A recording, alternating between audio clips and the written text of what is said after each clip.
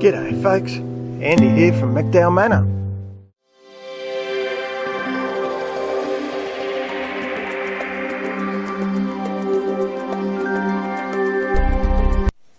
Now it may appear to the casual observer that I'm bludging in my backyard, but nothing could be further from the truth.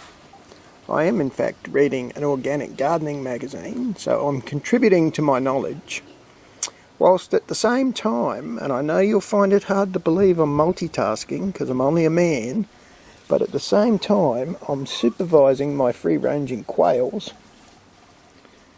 There they are, little guys are having fun, and believe it or not, I'm also watering the garden. I'll show you. Yep, so while I'm reading, I've also turned on the irrigation system, which is watering my veggie patch. This is not the veggie patch, this is the bit near the aquaponics, but it happens to be attached to the same run of irrigation. So this one gets a water at the same time as the veggie patch around the little dog's yard. In exciting news, I think I've already shared this with you, but I'm so excited I'll share it again. That looks like grapes coming on my grapevine. Very excited by that, and you can see the grapes well and truly springing back to life. That's pretty good. There's grapefruit on the grapefruit tree. That's a first for us as well as the grapes. So that's great news. Bobby and Benny aren't too impressed because I locked them in away from the quails. They don't hurt the quails, but little Benny is a bit stupid, so he does tend to chase them a bit and get them all riled up. I've got those things in the bottom of that poor old lemon that I rescued from my daughter. Bloody gooseberries. They're coming up all over the damn yard. Crikey. Got a good crop of, that's sort of an ever harvest lettuce. Got a good crop of that in the pot. Didn't really expect that. Now this is my feijoa tree, which I've never eaten. But hopefully you can see, I'm staring into the sun so I can't see a bloody thing. But that's flowers coming on the feijoa. There's quite a few of them, so I'm hoping we actually get some feijoas this time as well. The figs come back, but there's not a bloody sign of a fig. It's getting to the stage where feeding them. This fig's been threatened so many times. If you don't perform this year, fella, I think you're gone. I think you're cactus, matey. So here we are actually in the little dog's yard, in the veggie patch. You can probably see all the watering going on there. What I wanted to show you, a good crop of cherry tomatoes coming on. What I wanted to show you is my new acquisition, which is right here in this pot. I'll get back a bit so you can get an idea of him. He's nice enough size. Got some new growth coming on the top there. And that, my friends, is a tropical pear. Sunshine variety, apparently. That's my ginger pot. Bloody gooseberries again. Look at them, they're everywhere. Jeez Louise. Corn's actually coming on pretty good too now. I'm quite happy about that. Hasn't been in very long. You can see there's some great silver beet in there. And there's also some perpetual spinach and stuff and silver beetle on the bottom there. That's why I wanted to give it a water. It looked like it was drying out. But what surprised me was I've had a tomato come up. Now that is not a cherry tomato. Looks like it's a full-size tomato, which is interesting because I certainly don't plant full-size tomatoes because the bloody stingers get them. That debris on the ground there is me cutting back the Madagascar bean, which is actually looking a little bit worse for wear, but I think I broke a lot of it when I got in harvesting all those beans. So that's a bunch of dried beans. I'm keeping them for seed.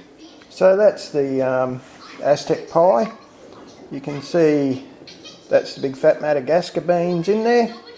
So all I did was, it was a couple of cans of diced tomato, Madagascar beans, a capsicum, an onion, packet of Mexican spice mix out of a burrito packet. Then on top I put some yogurt across the top, natural yogurt. Then on top of that puff pastry. And then on top of that cheese. It came up a treat, I got to say. It really is nice. Now the other thing I got is this curry tree. Now unfortunately they're a big boomer of a tree, which is never going to work in my yard, so I'll put it in a pot. Oh bugger, there's that pot of that arrowroot, bloody edible root thing I was supposed to do a harvest on. Forgot all about it. Oh, I'll have to do that. Next video, eh? Yeah, so you can see, those who've watched for a while, that lemonade tree, that's growing a ton. It's level with the garage roof.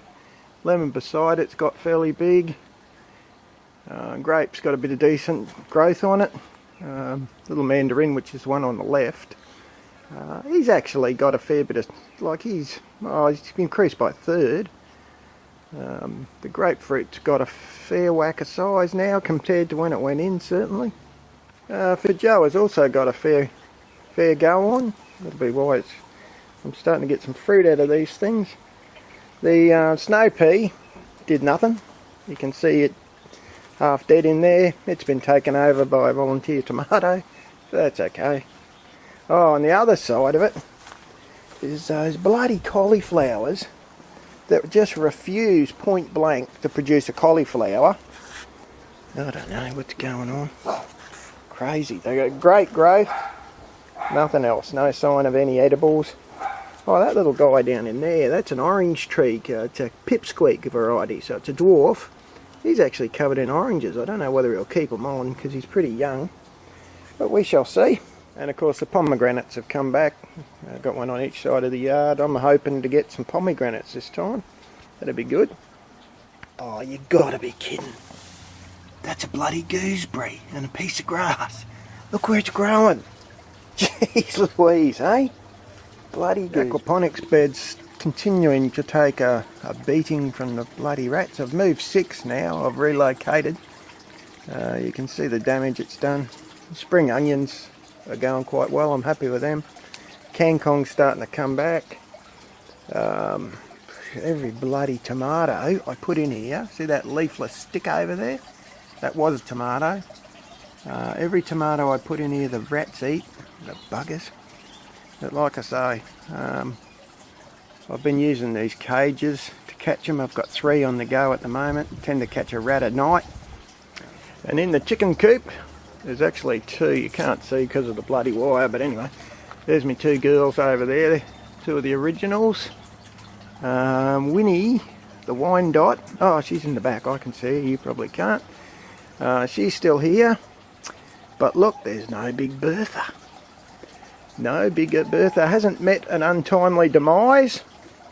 She's actually gone on a holiday over to a friend of mine, David's place, because he's got a Plymouth Rock rooster called Rocky. So Rocky's a damn fine looking chook as well. So we're hoping that we'll have Plymouth Rock babies in the not too distant future. That's a Winnie egg. She's only a young chicken. I'm actually surprised she's laying. But as you can see, that's a pretty bloody small egg. So anyway, I'm going back to working now. I'll do a bit of reading.